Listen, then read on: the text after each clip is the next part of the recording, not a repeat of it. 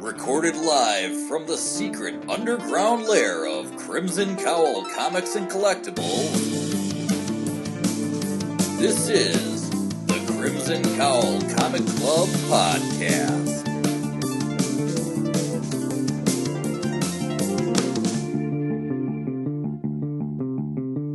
The following issues may contain spoilers.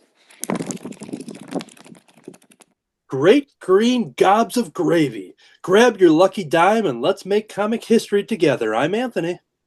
I'm David. I'm Kirby. I'm Katie. I'm D-Brad. Welcome to issue number 332 of the Crimson Cowl Comic Club podcast. Every time we record, we talk about comic books. On this week's show, we have a couple brand new comic book reveals from Crimson Cowl Media Associates, and then we're going to jump into the club discussion talking about Uncle Scrooge, Earth's Mightiest Duck #1, as well as the final What If Disney crossover one-shots that they've been doing with What If Goofy Became Spider-Man. And then we're going to do a deep dive into the weekly reviews where we go back and forth, talk about the books that we've been reading, whether they're new, whether they're old, we're going to talk about them there. So let's jump right into it with our big announcement, the Crimson Cowl Media comic book announcement. So I will do a quick plug here right off the bat. At the time of this recording, we are just roughly a week away from the next big comic convention here, and I'm going to show the information up on the screen for people watching the video version, because Saturday, September 13th, 2025, at the Wisconsin State Fair Park, myself and David Gloyd, and can we confirm the other guest 100% as well, David? Yeah, as far as I'm aware, unless there's a last minute cancellation. So yeah, Kurt Schub, former co-owner of Crimson Cowl Comics and Collectibles, will be joining us at the Crimson Cowl Media table. So yeah, that's Milwaukee Comic Con, and for more information and tickets and all that kind of fun stuff, mcconventions.com. Now, myself and David will be sharing the table there. David, I'll let you kick it off first, because you're going to have something, a couple brand new things, but what's the very special thing that's going to be making its debut? Well, I'm glad we're concentrating on the very special thing because I don't have the other things handy to show off. Perfect. But the very special thing, at least very special to me, is Raving Mad Super Guy Super Spectacular. Yes. Yep. Just hot off the presses. This, as I'm telling people, is 30 years in the making. And what that means is this character has been around for 30 some years. I first came up with this in my high school days. It's kind of always been my go-to as far as when I want just something fun to draw and playing around with something. And I've come up with a number of story ideas and various origins and things like that, but I've never actually done a comic, with this character. So I kind of figured, if I was ever only going to do one comic book, what would it be? And it would have to be something with Raving Mad Super Guy. So even though I've done a couple other comics now, it was time to, 30 plus years, definitely was time to do something with this character. Hopefully this will not be the last thing that I do with this character, especially since I've already got other stories partially written and everything for Raving Mad Super Guy and friends. I guess what I could tell you about the book itself is there are 3 tales in this book. There would have been a 4th, but I make myself deadlines, and I was running short on time. So even though I could have just moved back the deadline, I put the 3 stories in, making it definitely a full-size book. But yeah, you just have to wait a little bit longer for that 4th story, which will just be the first of probably 3 or 4 new stories. There you go. The stories in here, without giving anything really away, is there are 2 Raving Mad Super Guy stories, and then the one in the middle, we go back in time a little bit to his teenage years, and we get Raving Mad Super Lad. So we get the teenage adventure in there as well. This was done in a way that, with with, again, over 3 decades of Raving Mad Super Guy stuff to pull from. I wanted everybody to be able to just kind of jump in to this, kind of like you'd want to be able to jump into any comic book, whether it's been around for the first issue or 30, 50, 100 years. And I will continue to do that so that each issue, people should be able to just jump into it and enjoy that issue without being bogged down in all kinds of strange origins and everything else. In fact, I've decided to cut an origin and an alter ego completely out. So all you get is Raving Mad Super Guy or Raving Mad Super Lad. And as someone who, I was, thankful enough to get an advance copy and read it this morning. So coming from someone that knows nothing about the character beyond what David has kind of sprinkled throughout our conversations over the years of, these ideas and sketches, it's a super fun superhero comedy action book. There's just a lot of fun little, background details. I love the tone and the humor. I told David that gave me vibes of The Tick as far as like entering this world of superhero comedy parody type of things. And there's just a lot of good jokes and action. And I had an absolute blast with it. I mean, I'm not paid to say this at all, but it's true. It truly was a great time, and I had a couple laugh out loud moments. And I gave a very detailed review to David this morning because it was fun to kind of go back and be like, all right, I like this part and that part, and this part was great, and I like how you did this and that and that. So as far as Raving Mad Super Guy goes, I'm a fan. So great, and I do appreciate that long thought out review. It meant quite a bit to me to get that. I don't know.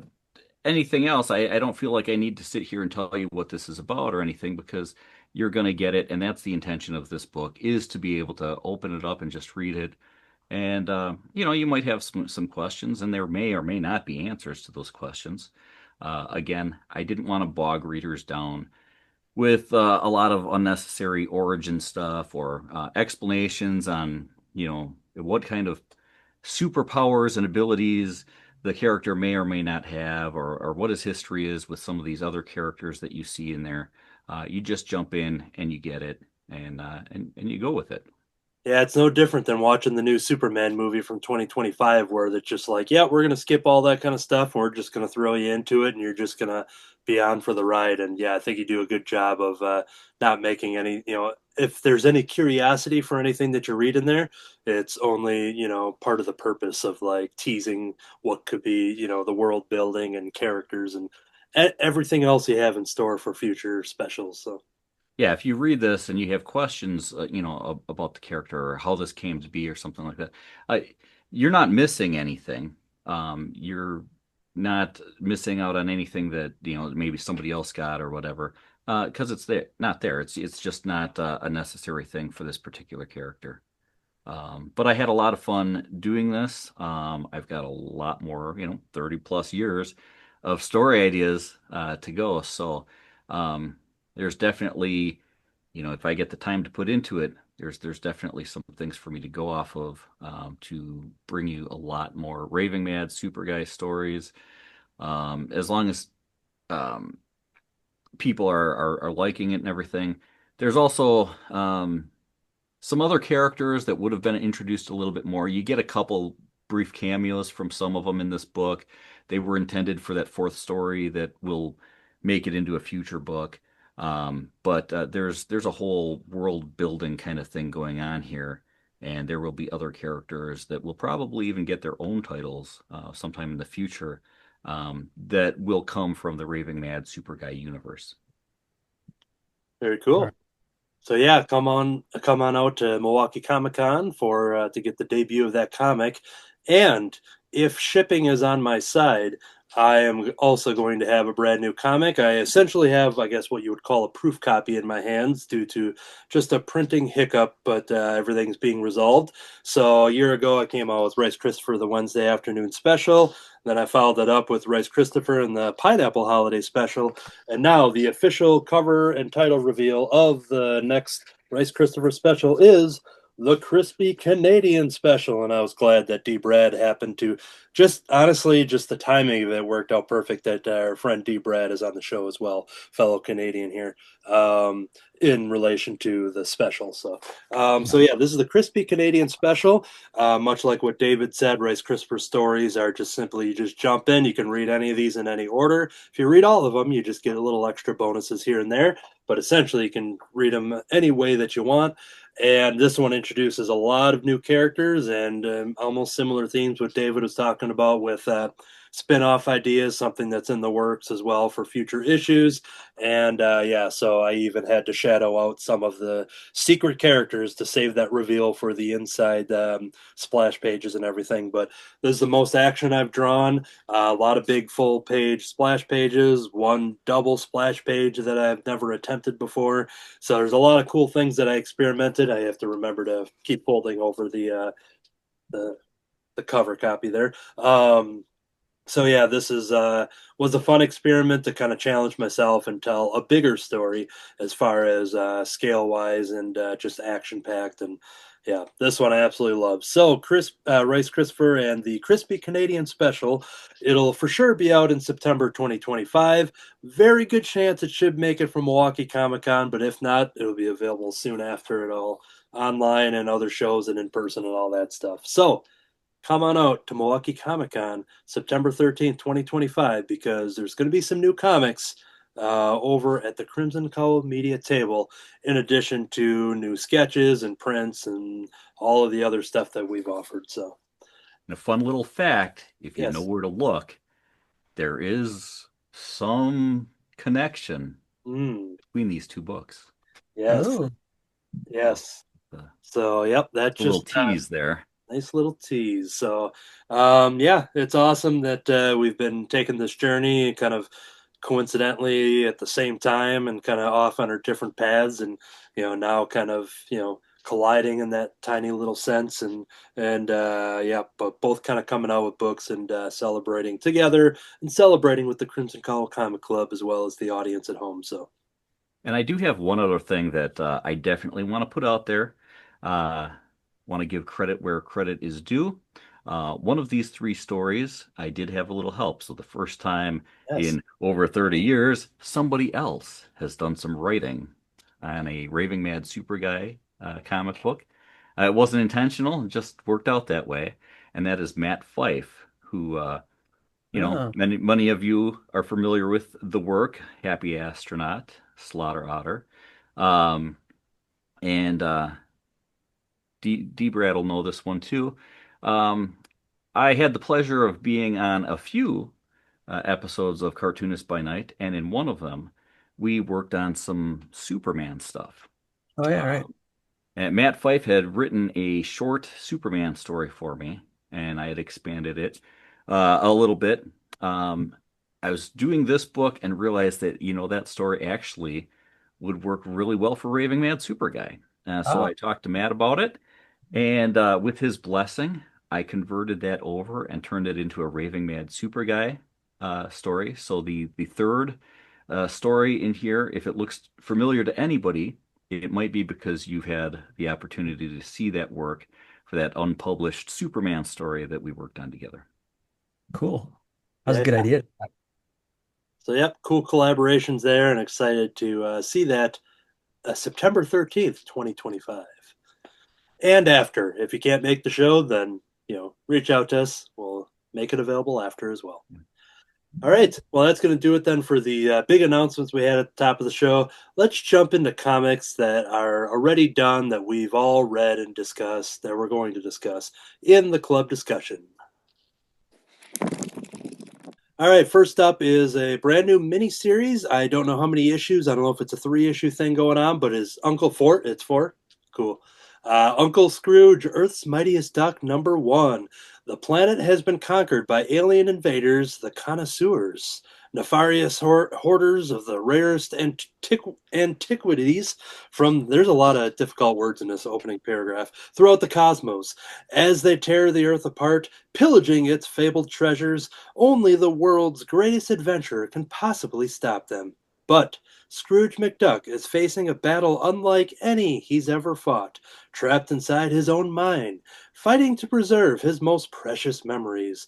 And if you thought I had trouble reading the first paragraph, here is the creative team. We have Jason Aaron, Mahmoud Azar, Ciro Cangialosi, Giuseppe Camancoli, Daniel Orlandini, Ariana Consani, and VC Joe Caramagna. Apologies to everyone above, but hopefully we'll make it up to you very shortly with the review.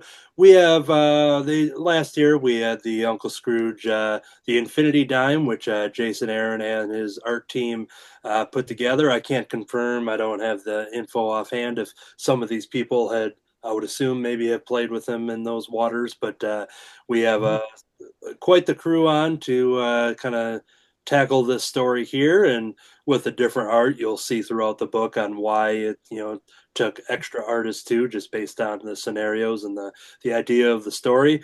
But yeah, this is basically kind of setting up a new little epic, and hopefully the success of the Infinity Dime kind of being like, hey, let's do some more of this, but now let's make it a mini series and kind of tell a more epic event. And this one here, we're going to talk about it, and just kind of that overview of Scrooge McDuck, kind of finding out that his entire money bin has been emptied, and there are people after him, and he's kind of racing against time through time and space, and doing what he can to keep the treasure away from the enemy. There's a lot of big themes going on here, some very Marvel-sized epic type storytelling, which makes sense with the creators at hand. And that's just kind of the quick overview here. Katie, do you want to kick us off here and kind of talk about your thoughts for the Uncle Scrooge, Earth's Mightiest Duck, #1? Yeah, absolutely. So this was so much fun. I really liked this. I'm glad to see they're doing more with Uncle Scrooge and his Infinity Dime, which of course he has. He's the world's richest duck, so you got to have all the monies, cosmic horrors or not. And it starts out with a prologue where Uncle Scrooge tells us that he thought he was having a nightmare, that all of the money in his vault was gone. Every single last coin, bill, stock portfolio, bonds, all gone, and he was very upset by that. And unfortunately, some alien robot monsters showed up, and they were scrounging for a fight. So Uncle Scrooge beat him up, and he's like, "Why are they after me?" And then he's like, "My money! They took my money!" And he beats him up, and he gets a letter from himself that is giving him some very important information he does not remember. And then he goes outside and realizes that it wasn't actually a dream. He is apparently on another planet, it looks like. And this planet has been taken over by alien invaders. The inhabitants of the planet are all ducks, so we're in the Duckverse, I guess.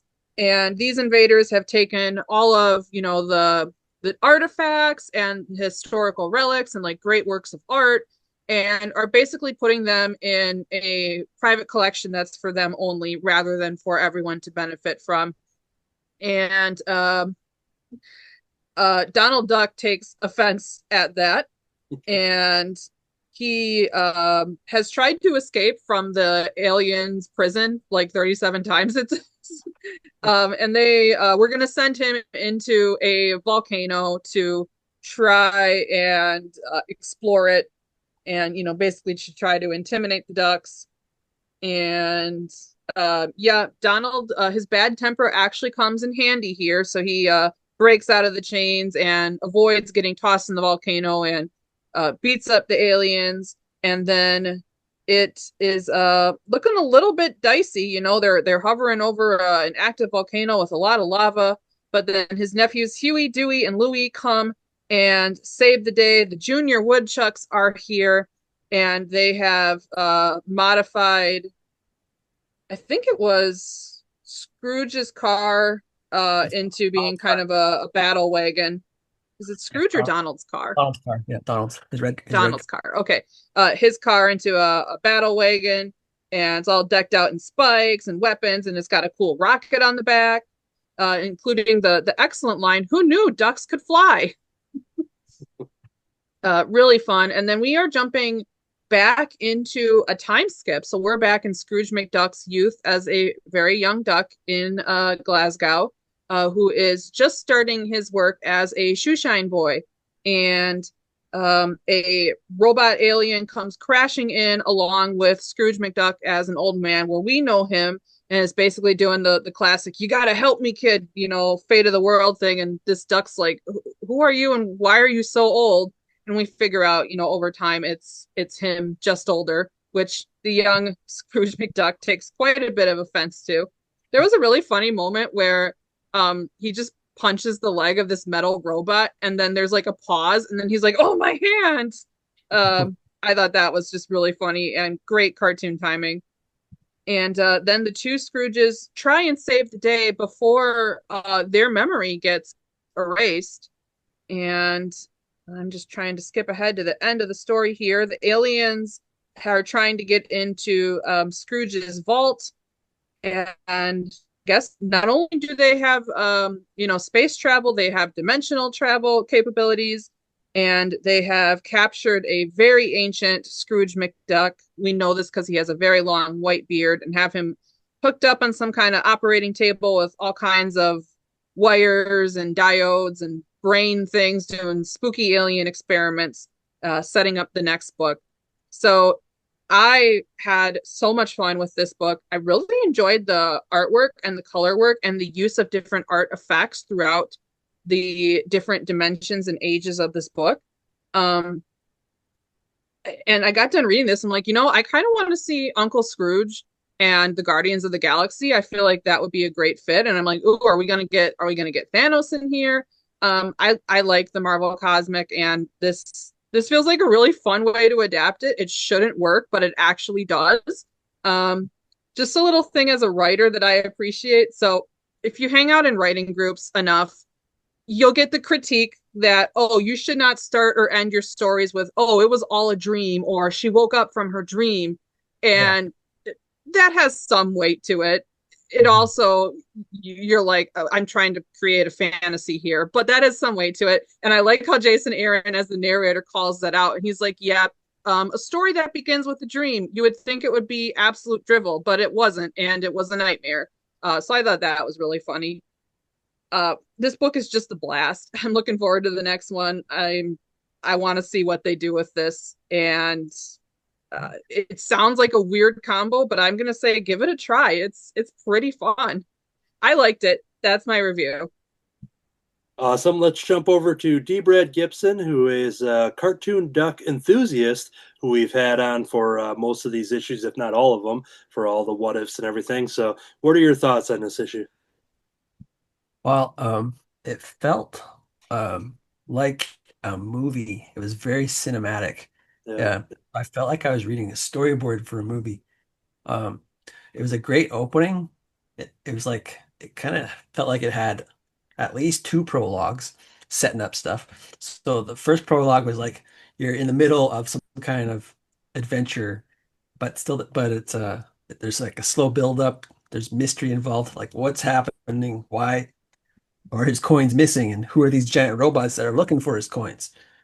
And at first I looked at the art for that very first sequence. I go, is that what the art's like for the whole thing? I go, it seems kind of real. It's like there's a bit of a realistic look to it, kind of like Gene Colan's Howard the Duck. It kind of has that feel to it. Um, and then uh, and then that prologue was fun. There's little Easter eggs where he wrote a note to himself that he doesn't remember writing, and it's done in a Walt Disney font. I noticed that too. It might be hard to read on the video here, but yeah, it's got, the Disney D's and stuff like that. So And there's a phrase I don't recall ever hearing before that I liked. Great grubby Pete Boggs. That was good. And there was a call out. He called the robots Tinker Toys, and that was a memory from my past. Is toys I used to play with were called Tinker Toys. You would build structures, contraptions, and things with it. So I like that. And Scrooge right away, he had that fighter personality. So Jason Aaron just got Scrooge's character perfect.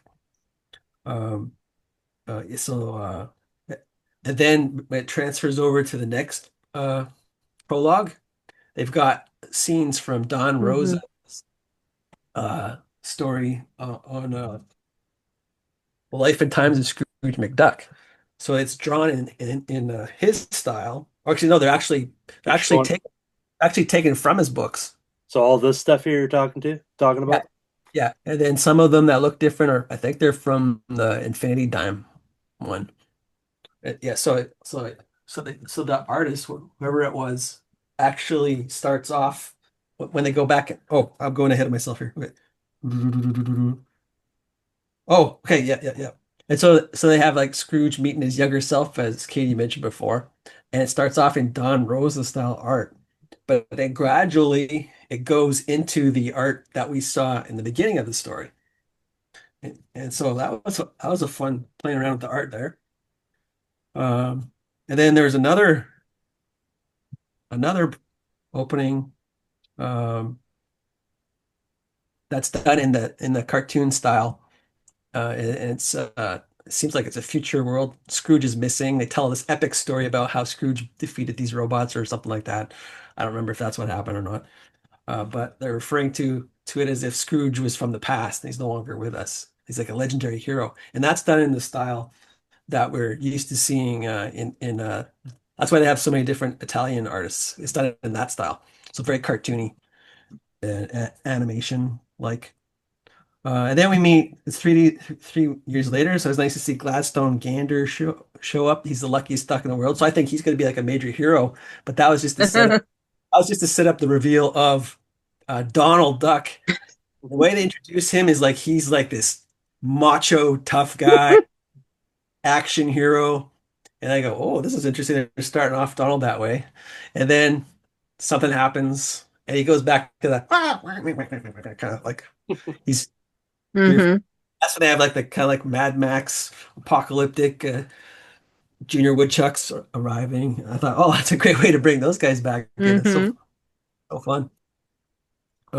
So, um, oh yeah, that's where the line "Great green gobs of gravy." I wrote that down. That's what Anthony mentioned already. Mm-hmm. I read that line. I'm like, I have to say that in the episode opening. There's another good one in there too, where Donald says, "Yeah, but at least I'm not a sellout," and I thought that was Oh, ridiculous. and says that to that was good. Yeah, yeah. And then the reveal of Scrooge with he's been there for a long time at the end with the long beard. That was a good reveal. But the critique that I think we all had when we read the Infinity Dime one is even though it's a little bit of a longer comic story, it felt like too much was happening in a short story. So putting this into four issues gives time for the story to build. Yeah, And Great point. great opening. yeah. There's a lot of story just in this first issue alone, so it's exciting knowing that we've got 3 more to kind of flesh it out. So Yeah, and it's yeah, it feels like the opening of a movie. Yeah. Definitely for sure. yeah, for when you got somebody like Jason Aaron, working with all the talented artists here, but like Jason, having all the epic storylines that he's been working on with Marvel all these Mm-hmm. years now, and even making alluding to working on the Mighty Thor for all those years and stuff, and so he's no Mm-hmm. stranger to doing Marvel events and things like that, and just doing everything epic. We've seen that through the Once Upon a Time at the End of the World, where we covered that series, kind of talking about focusing on a lot of the apocalyptic stuff and everything. So Jason is no stranger to structuring a story. So I'm sure he was excited to know that, he feels like he has, freedom to reign, especially with that issue count of like, all right, yeah, let's do more of it and kind of let him Yeah, cook, as the kids say. I loved it, and they should make a movie. Yeah, there we go. I'd see that. Yeah, echoing a lot of the same stuff that you said. Definitely noticing the Disney Walt Disney font on that letter handwriting thing was just an absolute blast. But yeah, I really like just dipping into the young Uncle Scrooge and just seeing just the art change and kind of go into that mood. And the cool thing I liked about the cinematic stuff that D. Brad was talking about, I counted it took 9 pages until you got to the double splash title page, And I like those long openings. I always hearkening back to episodes of Alias, the Jennifer Gardner show Alias, because like those opening credits would be like literally like 20 minutes into the show sometimes, and a lot of their like you'd be into it and then you forget that, oh, you haven't even gotten to the opening credit sequence yet. So I had a lot of vibes of that, of just like the epicness was definitely there on the page, and then it's just like, oh yeah, there's credits too. So I just love the pacing and how all of that was built. And there was a good chance I was going to get this regardless of us reading it at the club. It's definitely, that's how we pick the picks, is just saying, hey, we're excited to read this. But yeah, I think we have a really good mini series on our hands here. Yeah. Is there anything else anyone had lingering thoughts they wanted to tack onto that? Kirby? I was curious, what is this parody? Does it have Star Wars in it aspects, or No. It Yeah, I has think- more I like got this on the back cover of my thing, and it's got the oh, basically Oh, sure. carbonite yeah, thing. that's not in it at all. Okay, yeah, it Mm-mm. does kind of look like a carbonite type of thing, and Mhm. because Earth's Mightiest Tuck, I thought Avengers when I seen Oh, the sure. original thing, but then I No. seen this image, and I'm like, oh, that's cool. yeah, Might have some Terminator kind of influence in it. Oh, yeah, for sure. yeah, Yeah, unlike might the have a one, little Star Wars in the future or something. Could and be. Jason Aaron, Definitely could see that. Jason Aaron has written Star Wars and Darth Vader, if I'm not mistaken. That's Yep. right. So, Yep. And I know he created Dr. Afro, but Kieran Gillen. My bad. Kieran Gillen was on that. He had nothing to do with that. But yeah, so yeah, unlike the what if one shots that we've been reading, where they are mostly like, all right, they're kind of following some of the origin paths of the comics, kind of going off on their own thing, as we'll learn in the next Goofy comic we'll talk about shortly. But yeah, essentially, this just feels like it's just him taking his expertise with Marvel-sized events, but using it with these characters. And but yeah, there really were no parody elements as far as like, okay, this is Mhm. the Thor type or this is this type, and it's the characters. yeah, it's totally original story that doesn't rely on any parody, Mhm. but it has influences with sci-fi things. Yeah. Mhm. Let's see if my LCS still has a copy when I go up there next week. All right. Well, I think that will do it then for this issue. For one of four, we'll continue to talk about these as the months go on. But our next title here is what I am to believe is the final of the what if Disney Marvel kind of crossover mashup type things with what if Goofy became Spider-Man? Everybody has been wondering this. Goofy becomes the amazing Spider-Man in this tale that's sure to make you say, Gorsh! Goofy Parker must learn the ultimate lesson of responsibility, that's capitalized, to save his beloved Uncle Ben.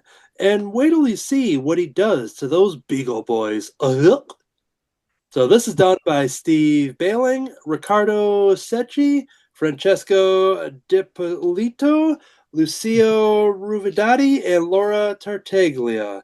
I think I got through that one faster, but once again, my apologies. But here we are, we're talking about this. We've been following these one-shots of just mashing up all these characters we've discussed over the past issues that there's not meant to be any kind of overall continuity. So like when we saw the Avengers type thing, it wasn't taking the Donald Duck Iron Man or any of these kind of other ideas and basically just kind of recasting them as we go. So it's even like the Fantastic Four, because Goofy was in there as somebody else, and so it's just essentially just a clean slate every single time.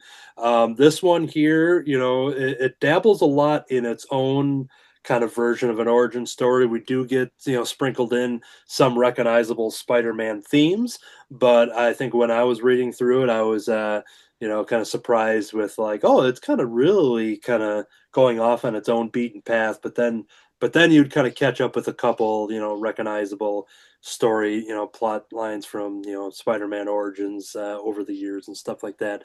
But yeah, so we'll be discussing this. And Kirby, you did read this one, correct? Yep.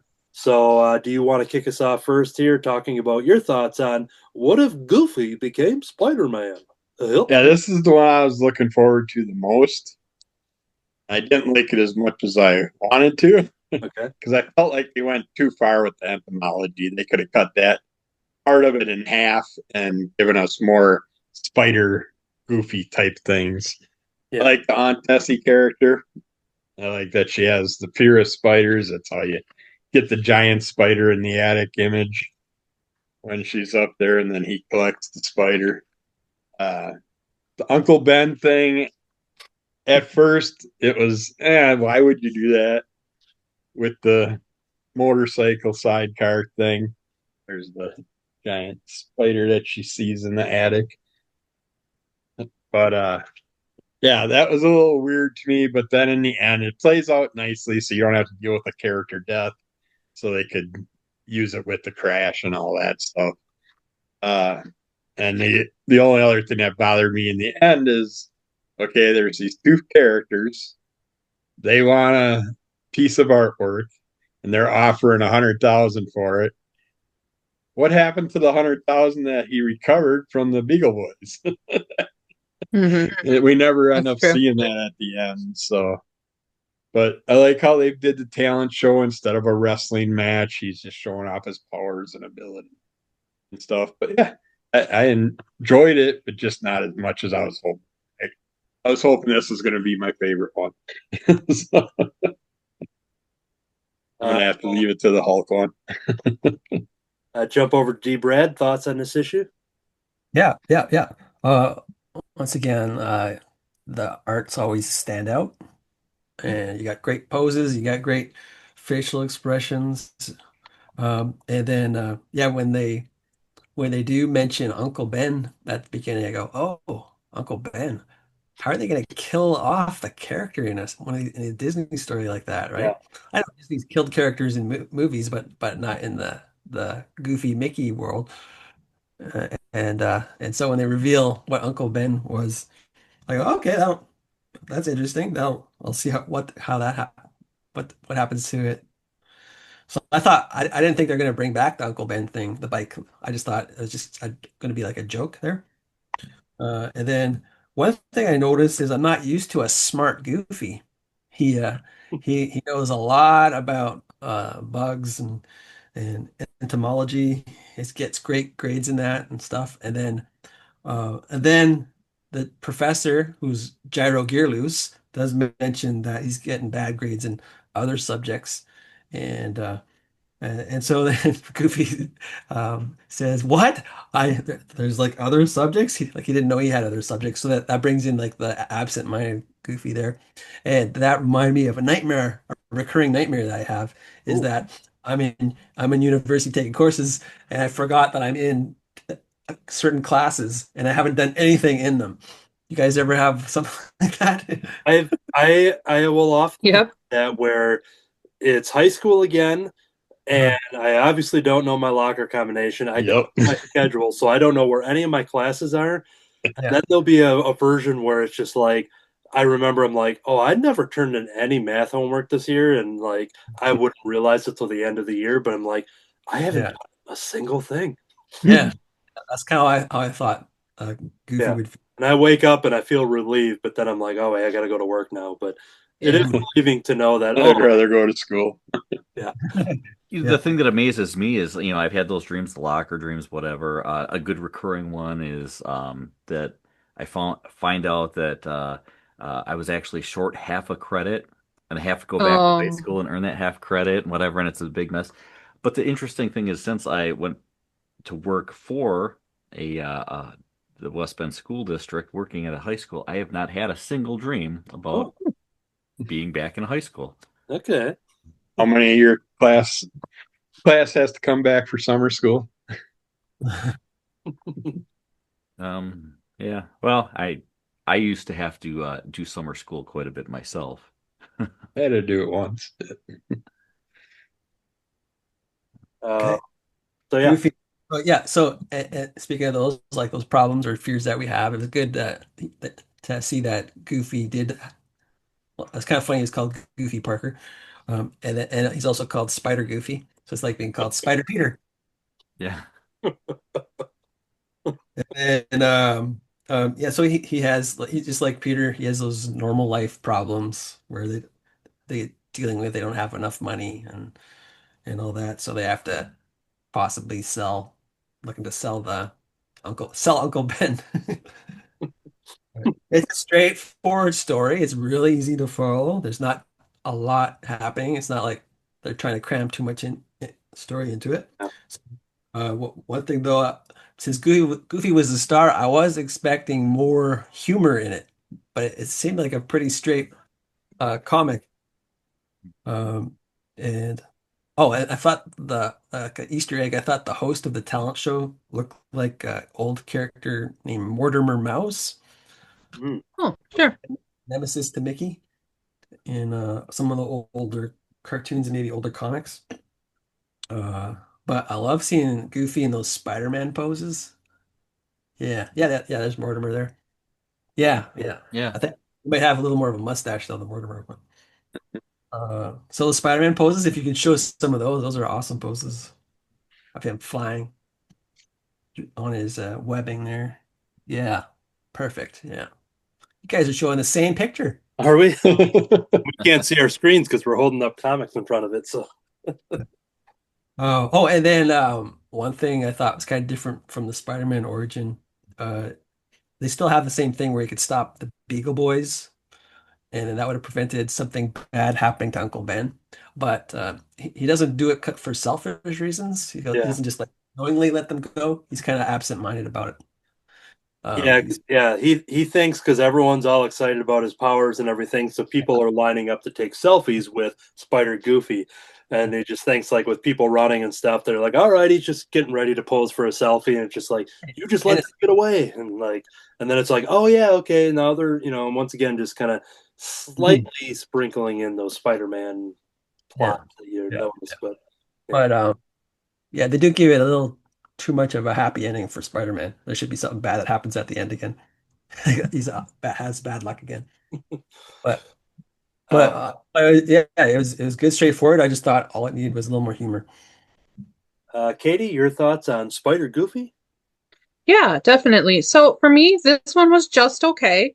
It was still fun, but I didn't have as much fun with it as I did with a few of the others. Something positive that I thought was really interesting is that the juxtaposition of like a very 1960s setting and even artwork and like some of the clothes and hairstyles, but we also have characters taking selfies, using laptops, they're paying the bills online. So I thought that was a cool creative choice. I'm kind of into the retrofuturism idea. I think it's a good way to avoid the fact that, well, the future is evolving so quickly we can't keep up with it. So let's just go to more romantic ideas of what the future would look like. I like that idea. I did not love Uncle Ben being a motorcycle. That was odd, but when I consider that like modern Disney doesn't really like doing villains or killing characters off, Mufasa, who's that? It makes sense. And Mickey and Minnie have always they're treated with kid gloves as they should be. They're the mascots of the company, so there's not a whole lot of actual violence in those cartoons. I would say this is less if Goofy became Spider-Man and more if Peter Parker like transplanted bodies with Goofy. I didn't get a lot of Goofy from this, but it follows the origin story, and like I said, I thought it was really fun. It has some good morals in it, and Goofy, it seems like he's like struggling like socially, kind of like these people keep inviting him to do things, but then I liked how he said, oh no, I can't go see that movie because they launch all the bugs into space. That was interesting. I do feel like they overused the Beagle Boys throughout this entire series though. They're in a lot of the comics and they basically play the same role every time. But overall, this was fun. It's a great way to wrap up the series and say goodbye to it.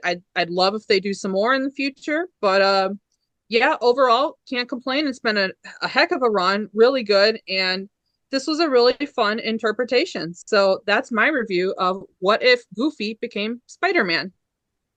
Yeah, I think All right. one of the details that I noticed with Aunt Tessie, right? Mm-hmm. Aunt Tessie, is that I was waiting for a wheat cakes reference with Aunt May's wheat cakes, but instead Sure. they substitute pie, which didn't end up. The pie was eaten, and then it was just going to be yesterday's bread.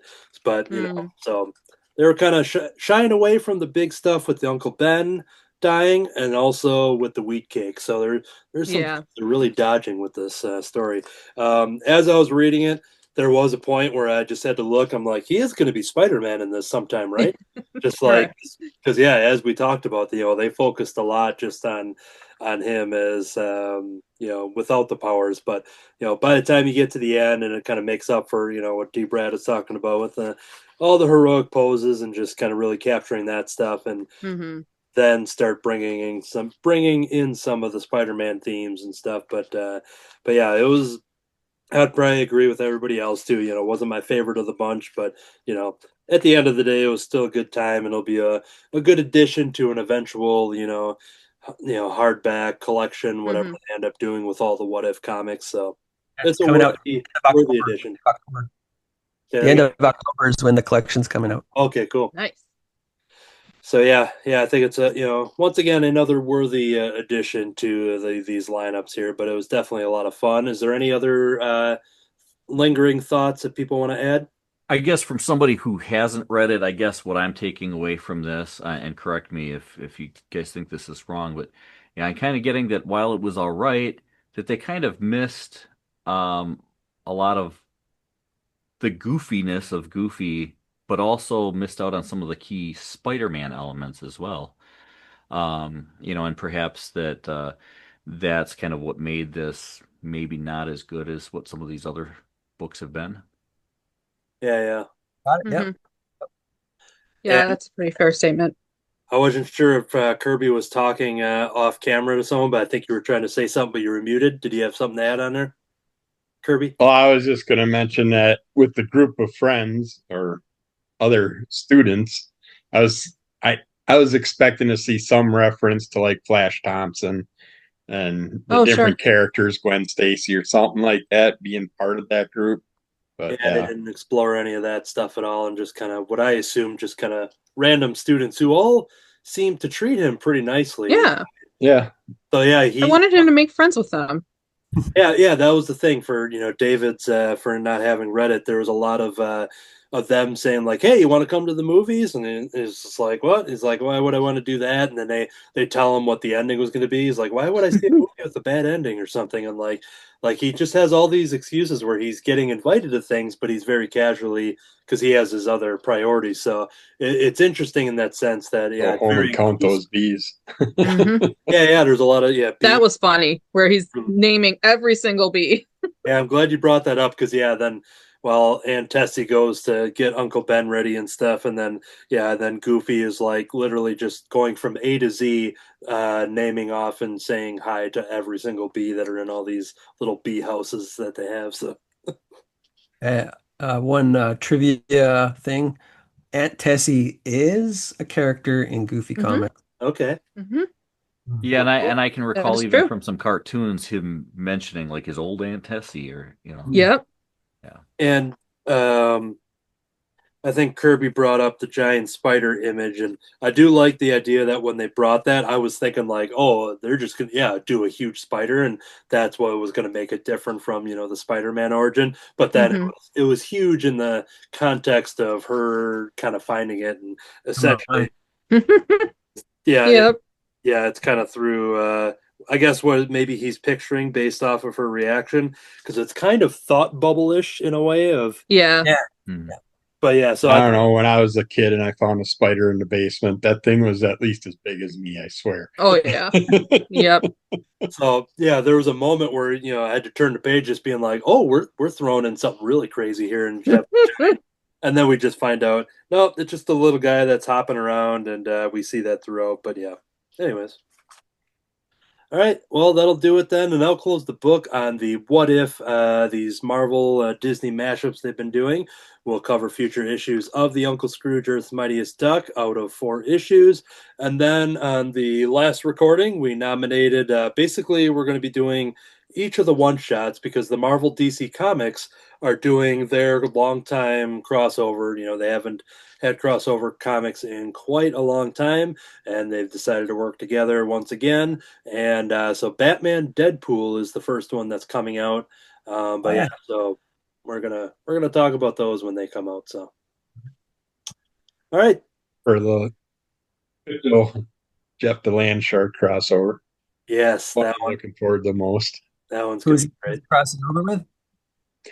Crypto and Jeff the Land Shark. Oh, Crypto. Okay. Oh, look at this. Not planned, but they're both at my desk. Wow.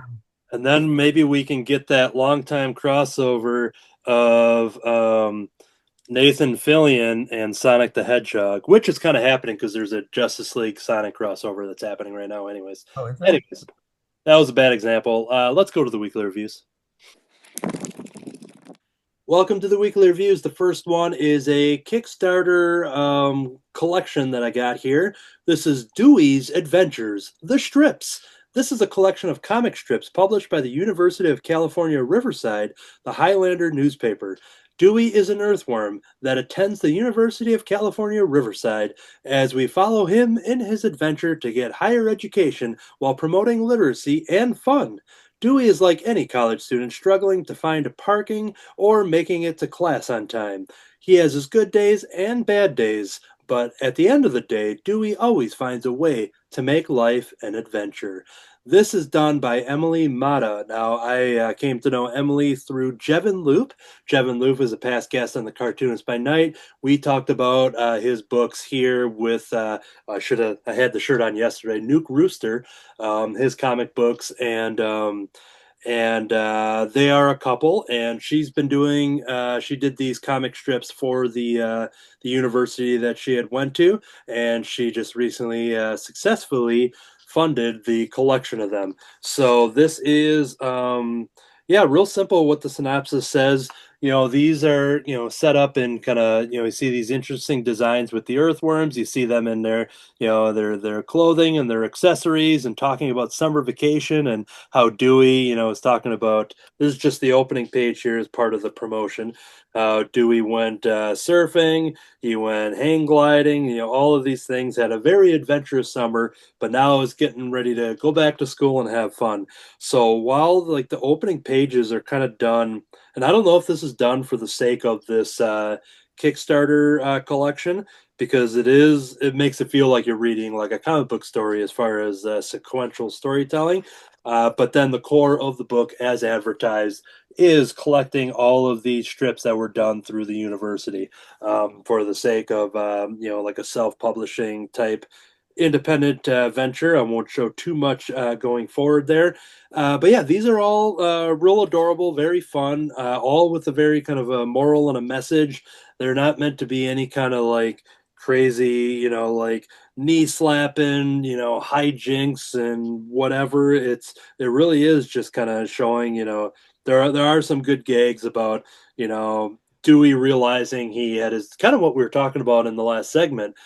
Dewy kind of had his schedule mixed up, and we see that he was going all the way to one hall and realizing, oh shoot, I'm supposed to be over here, and then you kind of zoom out and just see, yeah, he's just a tiny little earthworm, and it's going to take him like all year, all semester to get over to the other hall. So there's those kind of jokes and stuff, but a lot of it is very much knowing that it was done for the university to promote literacy and everything.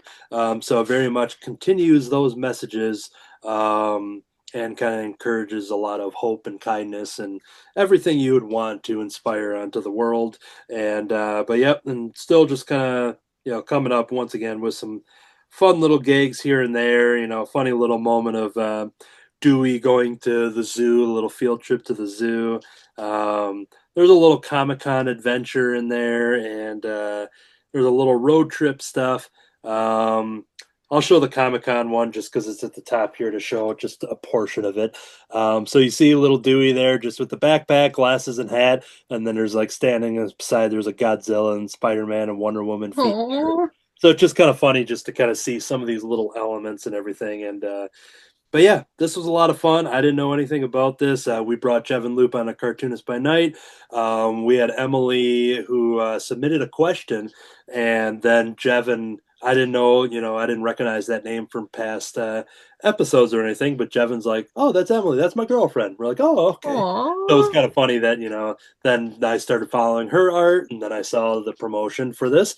And one thing that I can quote unquote brag about, just based on when I saw this, is that I saw that they were very close to funding this book, and they basically needed one more pledge.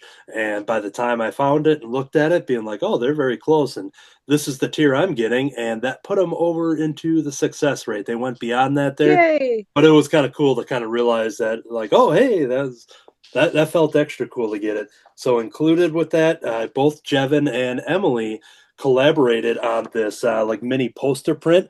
So it's drawing like Dewey and like earthworms in all recognizable pop culture things, whether it be Ooh. Star Wars or Cat in the Hat. You got some dinosaur stuff, you got some Superman stuff, and cowboys and Wolverine down there. And so it's just a lot of cool, fun little mashup where both Emily and Jevin collaborated. And then, as the last bonus for the Kickstarter, I got the a sketch card tier. And the 2025, I've been getting a lot of Powdered Toast Man related commissions. So here is Emily's take on an original sketch card there for Ooh.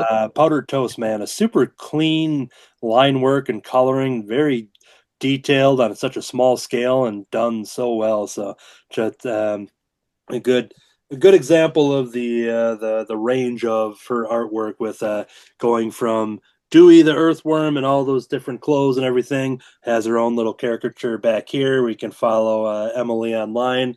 Her Instagram is enderlady_04. So ENDER lady _04. But yeah, this was cool. I didn't go to the University of California, Riverside. I didn't have any idea what these, strips were, but now I'm glad that I have been following Dewey's adventures here. So there we go. Reach out to Emily in case there's extra copies, and hopefully there'll be more. I don't know how many were done, but this was cool, and that's all I gotta say about that.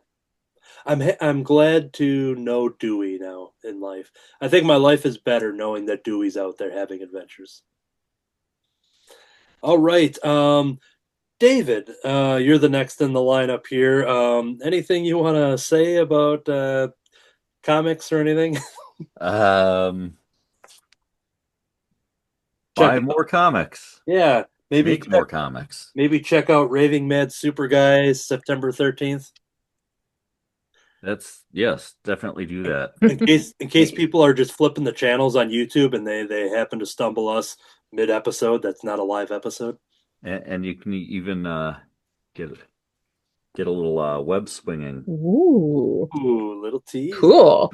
A little Spider-Man influence in that book as well. I do recommend that if you need glasses or magnifying glasses or you got perfect vision, make sure you're piercing through all of the background art of that comic. There's a lot of cool stuff. Yeah, there's some Easter eggs in there that's you got to really kind of look for them though. Yeah. All right. So let's jump over to Kirby. What you got for us? I'll quote Higgy Pop. Read your comics. They make you smart. Ooh. I'm, of course, taking a dark turn with my comics today. I should have got more family-friendly ones, but I wasn't even thinking about it. I just grabbed something to read quick last night. Fair enough. But from the Spawn universe, we got Bloodletter, issue 1. Tasha Thornwall, that's this character here, is the Bloodletter, mystical mercenary of the world's secret underground, a former CIA operative, forced to live in the shadows after being outed by Al Simmons 10 years ago.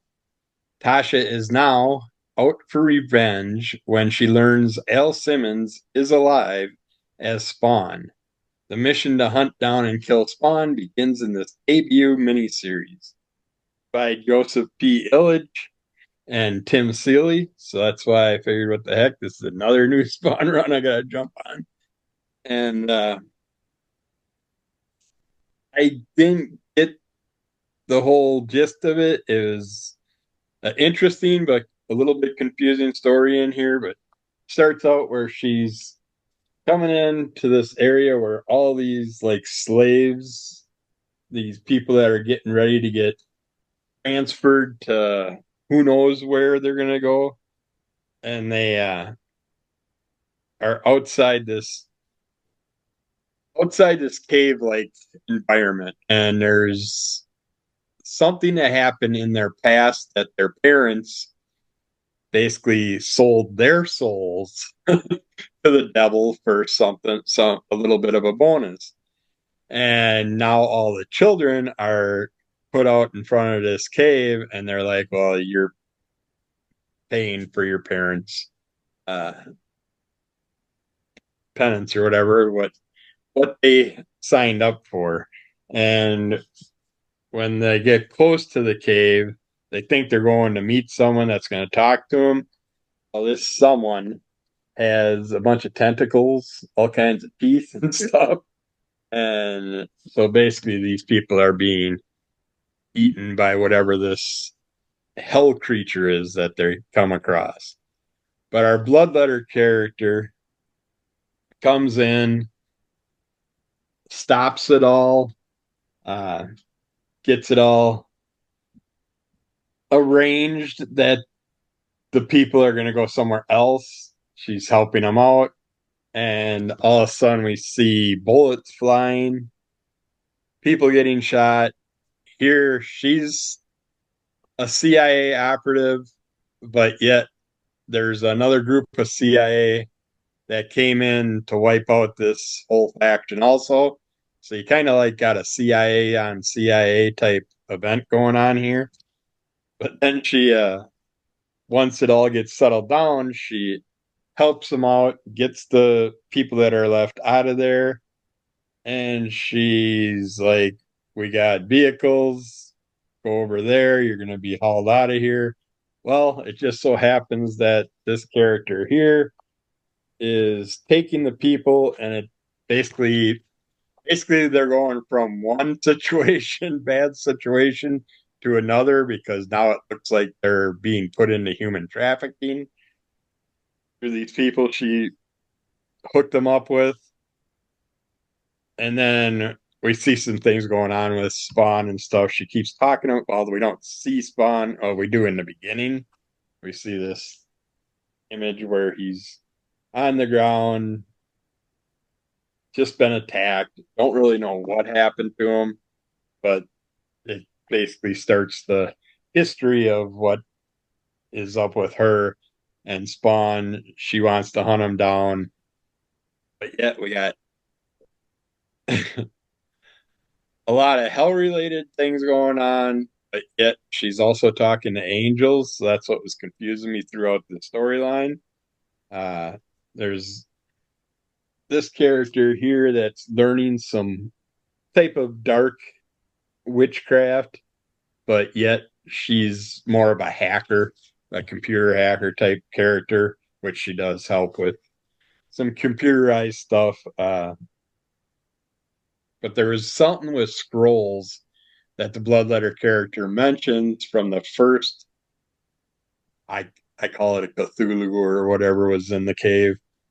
But she collected some scrolls, but I never seen scrolls in her hand or anything, so I'm not really sure if it was actual paper scrolls or if it was just like her body collected these different types of images as tattoos on her body, and that the character that she's working with, training the computer hacker girl, does some stuff, and it ends up burning this.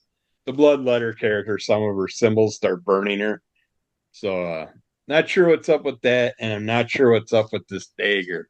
This dagger gets brought out, and represented a lot in the storyline. It's got to have, I'm guessing that it's kind of like Gunslinger's bullets, where it can affect hell spawns in the Spawn universe, which we'll see down the road, I'm sure. But yeah, it just it's deep into her dealing with these people, and we're like, okay, that one character must, like I said, taking him off for like human trafficking style stuff. But then one of the characters she thinks is being saved by the Bloodletter character, and she takes her. And the guy that is the human trafficker style guy, he also brought her back to the Bloodletter gal, and all of a sudden we see a Bloodletter character says a spell or whatever and basically swallows the guy's energy and the characters around him. So she's basically the overall bad character of this, but yet she's playing it like she's doing good for everybody, but everything she does ends up turning evil. So I mean, she is, well, I can't decide. She kind of represents that she's been in hell, but yet she's on Earth acting as a normal human. So I'm kind of confused about that also, but I think she has a lot of ties to the underworld. But it was interesting. You can definitely feel Tim Seeley in this. And yeah, I'll stick with it to see where it goes. I think this is actually going to be a shorter run, but who knows? I thought that with Gunslinger, and I'm up to issue 43 now or something like that. Yeah, it's crazy to think that, are all the other spin-offs still happening, or is that? Yeah, they just hit number 50 of King Spawn, and apparently the number 50 King Spawn has a story that's going to connect with like 3 other number 50 books. I'm guessing Scorched, Gunslinger, and Raving Mad Super Guy number 50. Yeah. But yeah, it's definitely an interesting world of books that they've coming out with. But it's also a way for McFarlane to change his whole layout, because you used to get these for $1.99 to $2.99. Now we're up to $3.99 on most of the books and stuff. Image from McFarlane, the whole Spawn universe. So he's starting to step up his prices. But yeah, this was interesting, but a little bit confusing. So I'm looking forward to issue 2, giving me some more clues about what's all happening. Okay. All right, we are going to jump over to Katie. What'd you bring for us? All right. I wanted to keep it a Disney day, so I checked out the Lilo and Stitch comic that came out, I think, last year. It is number 1 in the Ohana Means Family series. It's written by Greg Pak. Julia Giacomino is the artist and colorist, and Jeff Eckelberry is the letterer, with Joshua Middleton doing the main cover, and then a whole bunch of talent on all the alternate covers. So this is published with Dynamite in partnership with Disney Publishing and Comics. It starts with a prologue that a group of aliens who are part robot, part shark, called the Sovereign, are breaking into one of Dr. Jumba's old labs. And they're looking for the information about Stitch, because Stitch was created that he breaks everything and he has maximum badness, and they want him to, help him take over the world and blow stuff up and all that good alien stuff. So they find out that he is in Hawaii. And so they're on their way to Hawaii. While that happens, Stitch and Lilo and Nani and everyone is having actually a pretty good time. They're having a pretty good life. Things are going all right for them.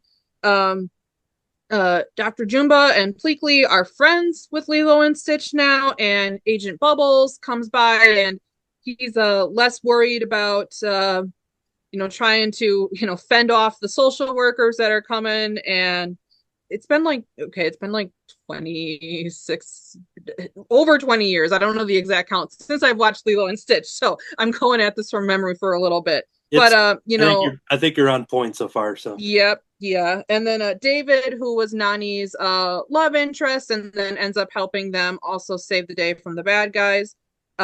He shows up in as well to deliver the moral of the story, which I thought was really sweet. So Lilo and Stitch and Pleakley and Jumba are having a water balloon fight, and they're having a lot of fun. Jumba accidentally picks up a plasma grenade that was disguised as a water balloon, and it sends Stitch flying, and he's all right. And Nani freaks out, and she's like, "What was that noise?" And Lilo says very funnily, "Oh, it's fine. Stitch got blown up, and he fell into the river, but he's fine." And he is fine. Yeah. He's just wet. And then David comes by to remind them that, yeah, Ohana means family and you're part of this family, but that also means that you are a part of this family. So you have responsibilities. And, when everybody looks out for each other, that means everyone has to put in the effort to look out for each other and take care of the earth and the community. It's not just, hey, you take advantage of everything and give nothing back. You're part of it. And Nani's like, all right, guys, I'm tired of being the only one like doing any chores around here, and you're both old enough, to have some responsibilities. So we're gonna give you a couple of tasks to do. But it's a very sweet moral, and everyone's doing pretty well. They all seem happy. They're all very reassured. Poor Nani is working as hard as she can, and she says to Agent Bubbles, like, I'm glad that I have the protection of the Galactic Federation, but I still have to be going to work because your coins won't pay my bills. And honestly, I thought the story was going to end there. It wrapped up with a good moral. We see the art style switches real quick, and it's like a child drawing out the events of Lilo and Stitch. So summarizing for readers who haven't watched that in a while, and describing it. And then it switches to back to the regular art style. So it was Lilo drawing it because she was trying to help Stitch express his feelings, because Stitch loves Nani and Lilo, and he's worried about Nani, and he's worried, that his rambunctiousness causes her trouble. But Lilo tries to reassure him, and it's all going very well until the alien shark robots from the beginning of the book show up, zap Stitch with a ray gun, and it transports him up to their spaceship. So they abduct Stitch. Lilo goes running, and she is not going to take that line down. So she goes and gets Dr. Jumba and Pleakley, and they get in their spaceship to go chase after him. But fortunately, Stitch, even though he has learned how to be good, he gets to actually use his badness for the right reason this time. So he is really messing with the aliens and making a big ruckus, and he's able to pop out of the containment thing they put him in and dig a hole through the bottom of the spaceship and leap out the bottom of the spaceship. And because it's a spaceship, it can fly really fast, so he leaps out over Manhattan in New York City and has only the picture of his family that he and Lilu drew together. And now he's going to have Stitch's adventures in the big city. He is trying to blend in and lie low, so he's running through the park pretending to be a dog. We see a woman flying kites, and then he sees a sign and a banner that says the Manhattan Toy Convention. So he decides, okay, all these people are dressed up in costumes, and there's going to be like all kinds of like toys there. I can probably blend in. People will think I'm just wearing a costume. So Lilo and gang are catching up to him, and next issue we're going to see Stitch's big adventures in the Big Apple. Now, at first I thought that was an interesting choice, because to me Lilo and Stitch is so very closely tied to Hawaii. But we do have, the movies, the direct-to-video movies and the series that explores a lot of that. So I thought, actually, that's a pretty interesting idea to say we're going to move it to complete opposite side of the country and explore that, because I don't think we have done a lot of that. This was fun. This is a family comic. It's certainly designed for younger readers, but if you are young at heart, You'll enjoy reading it. The characters look true to life, and it is very sweet and it's silly. And I am looking forward to the next one. That's my review of Lilo and Stitch, Ohana Means Family, #1. Check it out. Excellent. Sounds fun. All right, we are going to jump over to D. Brad. What'd you bring to the table here? All right. Well, I thought after reading that Uncle Scrooge, I thought, well, what's another epic Uncle Scrooge story? This one is a collection of 12 issues of one epic story, not rather than four. So it came about when sales in Germany of the Mickey Mouse comic, Maus, where sales were low. So they got together with other European um, uh, writers and artists that worked on Disney comics in Europe, and they said, let's come up with a new idea. We're going to serialize a story over 12 issues. Now they had weekly comics, so that you didn't have to wait monthly. So they came out faster. And so one of the writers had an idea. He just had a doodle of Huey, Louie, and Dewey riding on dragons. So they're going to do an epic fantasy story. So they said, we're going to need the best artist possible.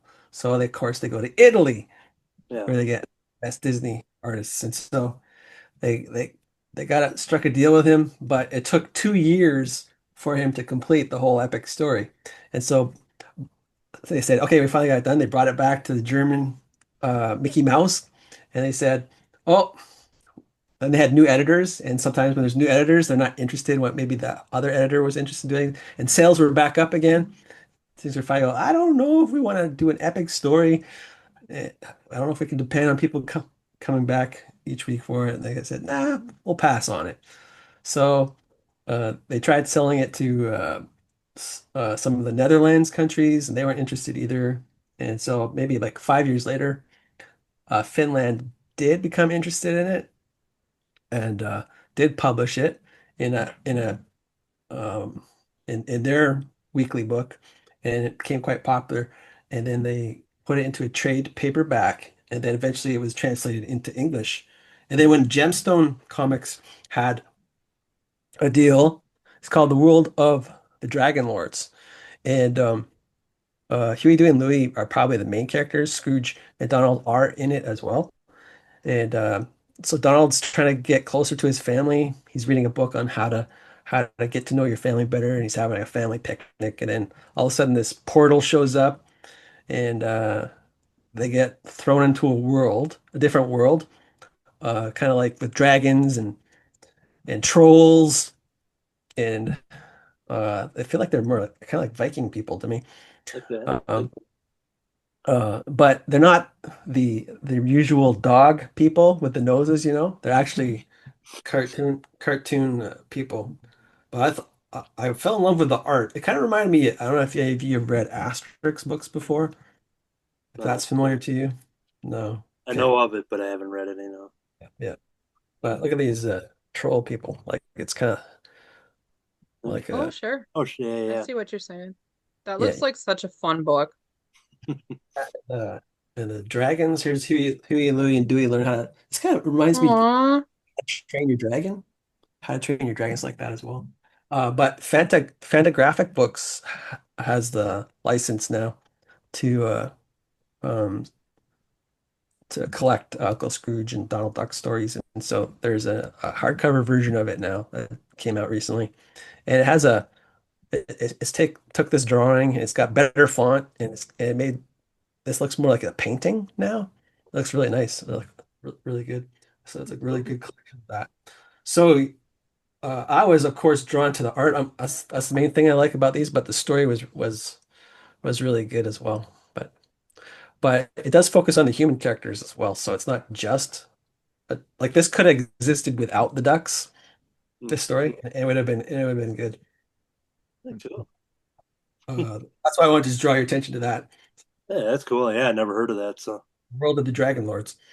That's what it's called. cool. All right. To continue the family-friendly theme that we all felt. Just kidding, Kirby. It's all right. I think it was a pure coincidence. I just found books that I'm like, oh yeah, I've been waiting to read these. I'm talking about Paw and Order. Now, when I saw this in the previous catalog, I saw Paw and Order, and immediately my attention was drawn. I'm like, okay, I like that name. And then I read the synopsis, which said, the annual grilled cheese festival. I'm like, add to cart, add to cart. So here we go. The annual grilled cheese festival is ruined when someone steals all the sandwiches, and it's up to Paw and Order detectives Perlock and Marlowe to figure out who did it. Was it Ginny Giraffe? Who was upset that the grilled cheese festival kept her? Oh, who was upset that the grilled cheese festival kept her from putting on her art festival? Was it Coach Alan Alligator, who was banned from the festival the year before? Or was it Perlock's arch nemesis, Meowiarty? Yes, Meowiarty, everybody. Who was behind this dastardly deed? In Jason Platt's funny and delightfully illustrated book, readers will have the opportunity to put their Paw and Order detective hat on and try to solve the crime alongside Perlock and Marlowe. As mentioned, this is done by Jason Platt. I believe Jason Platt is the only credited name. Writer, artist, and letterer. And then Tim Daniel for logo design, and Jack Levesque for production and book design, Stephanie Brooks on editor, and Mike Martz, editor-in-chief, and special thanks to Rex Ogle. This is from Paper Cuts. The story kind of had a very touching dedication, not knowing anything about this, but I can only imagine here. It says, to my coworker, the studio is empty without you. And there's a drawing of a cat there, so you can just, a nice little dedication there. But we have our characters that are running Paw and Order, who are private detectives. And very quickly, you get the humor of this book. You get that that Perlock is going through the fridge, kind of wondering where's the food, and realizing that somebody must be behind it. That Mewiarty, the arch nemesis, must have, stolen the food. Always has the suspicions there. Here's an awesome graphic to kind of show the, always just kind of suspecting. This is a theme throughout the book, is that Meowiarty is up to all these shenanigans, but it's pretty much just up to it's up to their imagination, kind of thinking it can only be this, not realizing it has probably nothing to do with the arch nemesis. But it's a theme that you very quickly kind of catch on to.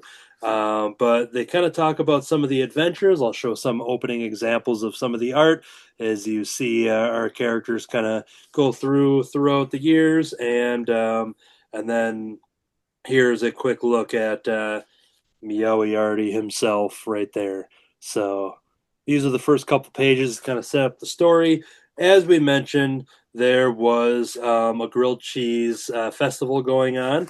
And as the Paw and Order characters are going to go there and grab some lunch since their fridge is empty, they happen to stumble across a theft, because they found out that at one of the stands for the grilled cheese festival that somebody has stolen all of the grilled cheese sandwiches. And the rabbit that's in charge of it kind of goes through and talks about, like, yep, I was just making all these sandwiches and stacking them up, and I went to the back to go grab a bunch of stickers to throw on the packages, and next thing that the rabbit knew, that everything was missing. And then there was a bunch of clues that now our detective team is writing down, and as they try to figure out the suspects, which, as the synopsis mentioned, I will cut to some of these characters. One of the suspects is Ginny Giraffe, so they get to Ginny's house to talk to her, and they use all the clues that they had. And what the synopsis says too, it does a good job of almost not in like a Dora the Explorer way where they're addressing the audience and like waiting for the audience member to answer anything, but there's definitely a lot of moments of just kind of like, all right, we're setting out all these clues, or kind of letting the reader really think between these suspects on who had done it. There's even a moment in this graphic novel where then the character does address the audience by saying, hey, go back and read pages 20 through 40 or whatever, where we investigate and really study the clues and come up with yourself, who you think did it, and then come back to the story and then we'll solve it, So it does make kind of for an interesting reading experiment and activity for those that are reading it to kind of reread the book, even though you just read those. But it's like, all right, really study what you're seeing here. So that's kind of cool. The other character mentioned is Alan the alligator, who is he's a coach here at one of the local schools. He's a football coach, and there's some funny stuff in there that I don't want to mention because it's a pretty big comedy reveal for the story. And then the show one last little piece here because while Perlock is or Marlowe, I forget which characters are. Perlock, yeah, Perlock is the one that's thinking about Moriarty the whole time. So I'll just show you the even though there's no clues that would attach it to them, to make Moriarty a suspect. I don't know why I'm forcing myself to keep saying the name over and over again, but here's just a cool image of just going to this castle and just kind of making it all kind of spooky and stuff. So everything that was said in the synopsis that just paired with what I showed you to kind of really leave it as a mystery for people to figure out. This was excellent. I think this is the first and hopefully a series, because if I would see more Paw and Order books, I would definitely order them up. This was fun. Didn't know anything about the creator, and it was here's a good example then of the suspects on the back as well. But yeah, super fun, all ages, kid-centric book. Who publishes it? Paper Cuts. So okay. I think I've seen it advertised. Yeah. I may have seen it in a bookstore, but I should have bought it. It looks awesome.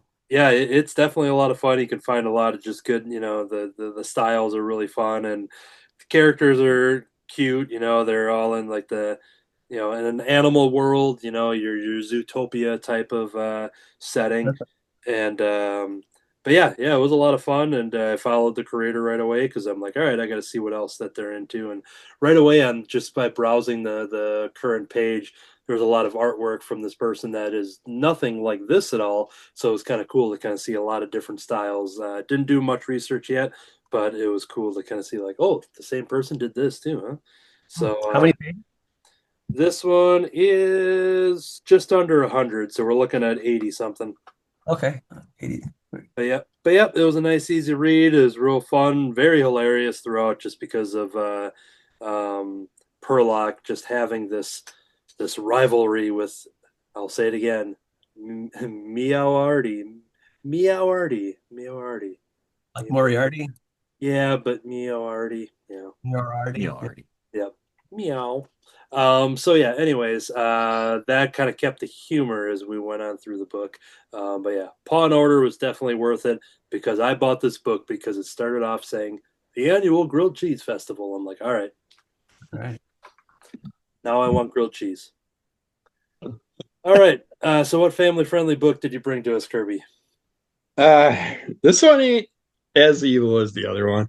My Moriarty is laying on a really soft blanket with a totally covered up in another soft blanket. Lemmy's got it made today. Okay.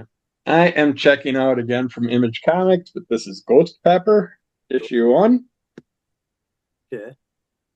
And for fans of The Moon is Following Us and Battle Chasers, comes an exclusive new action series from rising star Ludo Lullaby. They have his credits for Transformers and Battle Chasers, but I think he's only done 1 or 2 Transformers comics so far. I think he's more new to the rising star to the comic world because he's done tons of stuff for World of Warcraft, Hearthstone, the card game, Magic Gathering, the card game, and stuff like that.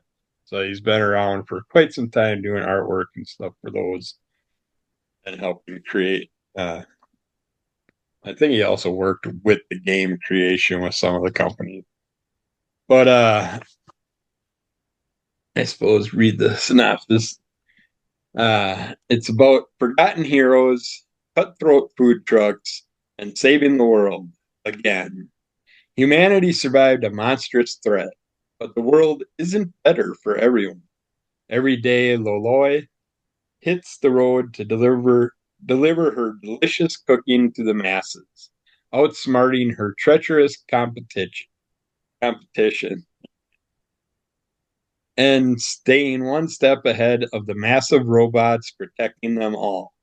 But everything changes when she serves a mysterious warrior named Ash, whose secret might just save the world if his superhuman strength doesn't destroy it first. Here's the cook, and she's holding her little can of ghost pepper special sauce.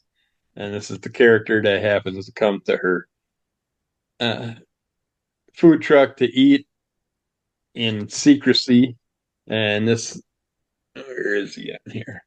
Right here, this little robot character hangs out with him, sits on his shoulder and stuff, tries to keep him in check, make sure he somewhat behaves himself. But it starts out telling us about how the world went through some major destruction, and it's all because of this giant naked character that they show walking around. And he just destroyed the planet, and they found a way to kind of like stick him on the moon and left him out there to be, because he's not going to be able to find a way off it. So he's stuck on the moon, and the way there's one character that kind of runs everything, keeps an eye on everything, and he every day checks through his telescope to make sure that this character is still walking around the moon, trying to figure out what to do, just wandering. There's nothing for him to do, and if he has to devour anything or whatever, all he's going to have is all the craters to be stuck there. Why can't I find that image of him? And his name is Cinder. So I think here's an image of him wandering around on the moon. And the character that they talked about in the synopsis is named Ash. So I think there's some connection between Cinder and Ash, because it's got word relations to it, I guess. So right. I feel like that will somehow pop up in the future. But while she's doing her food truck, there's another food truck like character that's noticed that all his clientele just left, and he noticed that she set up her food truck and everybody likes her food. He's sitting there wondering why they're leaving, and a guy that works for him, he's like, well, because your food tastes like he's just giving the guy a hard time, and he forces him to eat something a soup that he made that's been sitting out for 3 days. He's like, this is still good. Here, try it. And the guy gets sick from it.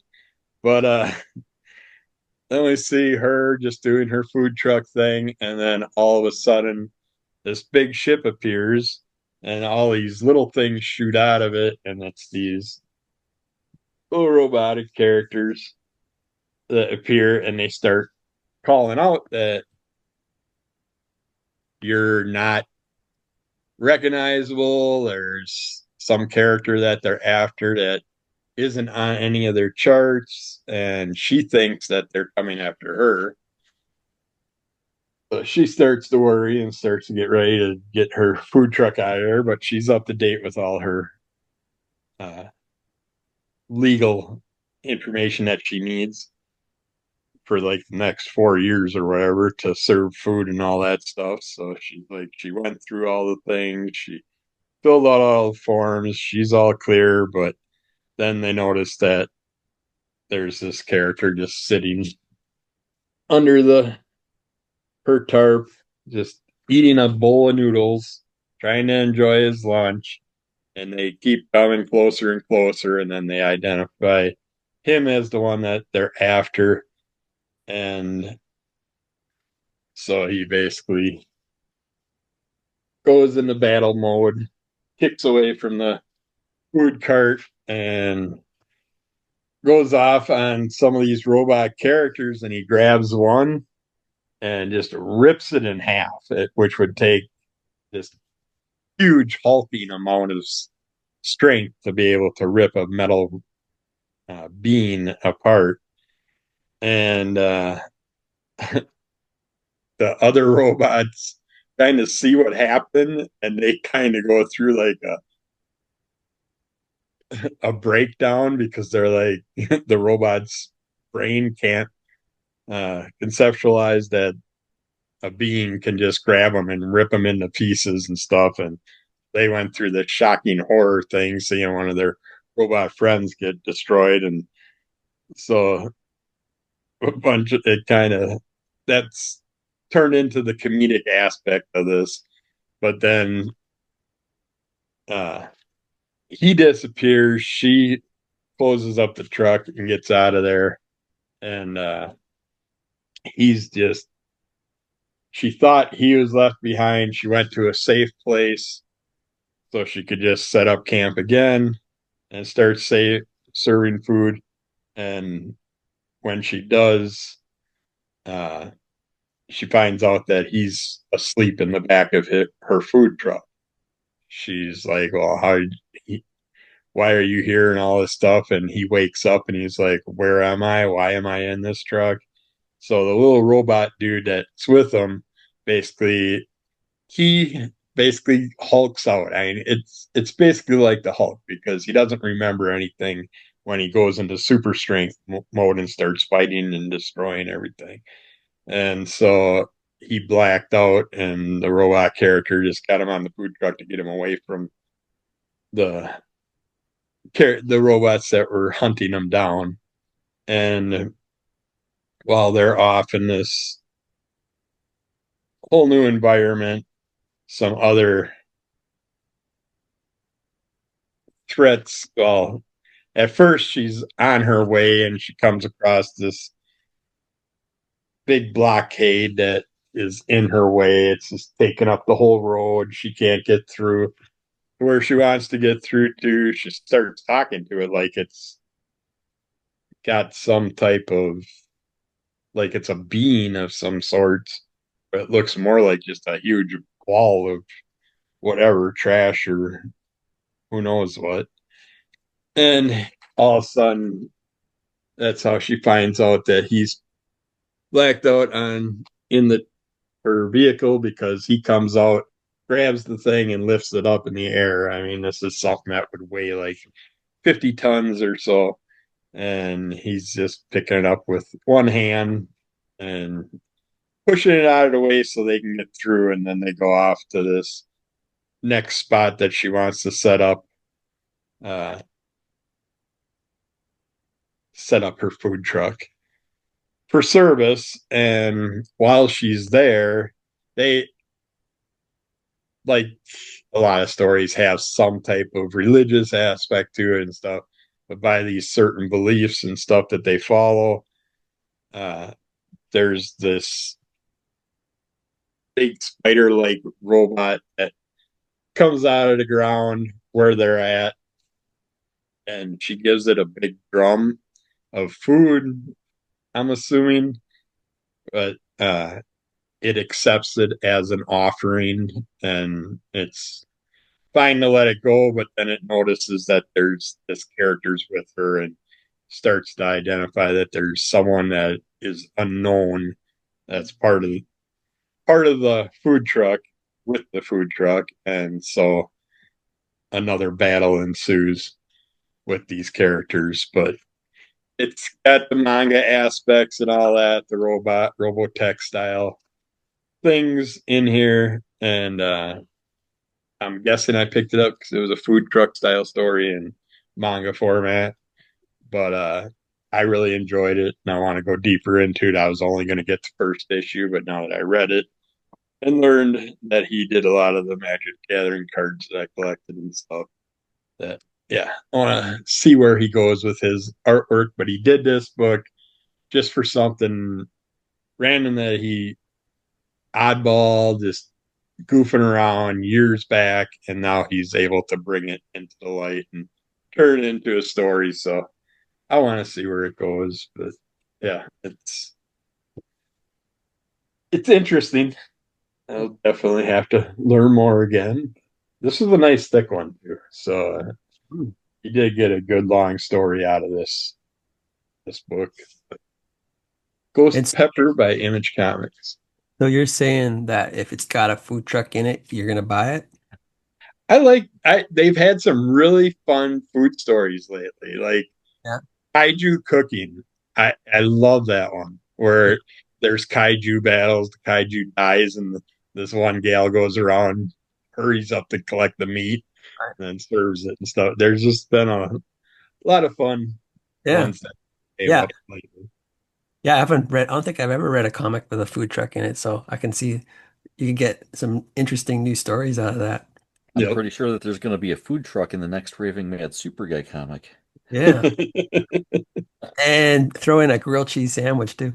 Ooh, sold. I know there was just a grilled cheese fest up in West Bend or something not long ago that I forgot that I missed. I wanted to go check that out. Oh, really? I didn't know about Yeah, they had. I seen some signs somewhere. But, Hmm. yep. Cool. All right. Well, now that I'm hungry, we're gonna finish this episode. D. Brad, you just had that one, right? You didn't have anything else? That's it. Yeah. Okay, yep. Just wanted to double check there. So yeah, that is going to do it for this episode. The plugs real quick: crimsoncowl.com for info and original webcomics, Crimson Cowl Comic Club on iTunes for the audio version. Subscribe, rate, and review, all of that fun stuff to help the show grow. If you want the full experience of this podcast, then you go to Crimson Cowl Comic Club over on YouTube. Full video experience. You'll see some pictures. Sometimes a cat will jump into a frame. There's always a fun reason to subscribe. Right now, one of the cats is, as we heard, cuddled up in blankets and won't He's zonked out. be making any cameos. But and then Kirby has Under the Cowl of MS. If you want to tell people what's been going on over there. Monday, I join other people for live comic book sales. You can always watch to rewatch if you want to check them out. I have them in my live folder. Otherwise, Psychotronics Squirt Gun runs those. Awesome deals, 50 cents on up with free shipping. And doing lots of unboxings and reviews still, keeping going. And lately, been putting out at least a video a day with the new YouTube algorithm. Once I get my new YouTube room done, I'm hoping to put out at least 3 to 5 videos a day. There we go. So yeah, follow Under the Call of MS across social medias as well as YouTube. I have art accounts Anthony Laatsch, LAATSCH, over on Facebook and Instagram. There hasn't been a lot of posts going on there because I've been working on the comic, but now that the comic is done, I'll slowly get back to just drawing for fun and some extra sketch cards and things like that. If you do want to see me draw, though, you can go over to Cartoonist by Night over on YouTube. Myself and D. Brad are hosts of that show, along with all of our friends. We got Troy Dungara. We just ushered in Matt Hansel as an official cast member of Cartoonist by Night. We have Matt Rogers, currently on hiatus, but will be returning to the show. Same thing with Matt Fife. But yeah, lots of fun stuff. By the time everyone's watching this episode, they will have the Minerva Fox episode that will be out there at the time of this recording. That should be posted very shortly. But by the people, when they hear and see this, it'll be up there. And then we also banked another episode with guest cartoonist Philip A. Buck. Philip A. Buck has brought the topic of slapstick chase cartoons. So we're talking Wile E. Coyote and the Roadrunner and Tom and Jerry, Scooby-Doo, and basically anytime cartoons are chasing each other, we talk about it there, as well as drawing along. So subscribe to Cartoonist by Night. There's a lot of episodes up there on YouTube to check out. Since we do have David here, if you want to maybe promote a comic book that's coming out. A comic book Yeah. like Raving Mad Super Guy is super spectacular, and all Yes. 3 stories they're in. A Heap of Trouble. And then we've got Wishing Well, the Wishing Well, as well as Savior in the Stars. formerly a Superman story. Oh, okay. But yes, this is available anytime anybody wants to reach out with information on how to get it. Otherwise, you can buy it in person, September 13th at Milwaukee Comic Con. We will have it there. I'll have it afterwards, unless somebody buys them all up there. You can reach out through crimsoncowlcomics@gmail.com or through our social media, Facebook, Instagram. There's plenty of ways to reach out to us. So if this is something that you're interested in or any of our previous comics, let us know. Excellent. So yes, go to mcconventions.com for info on that upcoming appearance. I will be there as well with some new sketches and things like that. And if the printing hiccup is resolved, hopefully I'll be debuting all of my copies of Royce Christopher, the Crispy Canadian Special. If not, I'll have the other 2 issues. But sometime in September 2025, that will be available. And then I'll be at WarriorCon in Illinois in November, the 2nd annual WarriorCon as well, alongside tons of awesome people, most of which have been on Cartoonist by Night. And it's always fun. And there's a lot of new guests there. So yeah, check that out. And Cartoonist by Night. And I think that covers everything that we need to cover. Thank you, David, for showing up and talking about Raving Mad Super Guy. Thank you to D. Brad Gibson for giving us all the extra knowledge you bring with being a cartoon duck enthusiast. Always great to have both of you on. And that's going to do it.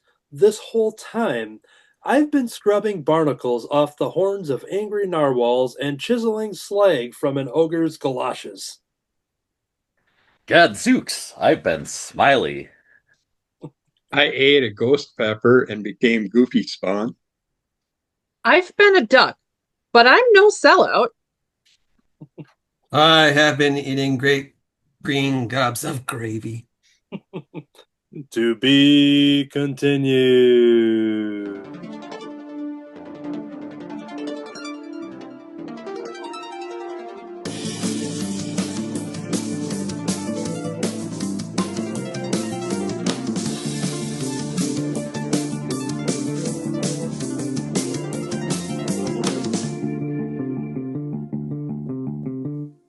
Thank you, Slimer.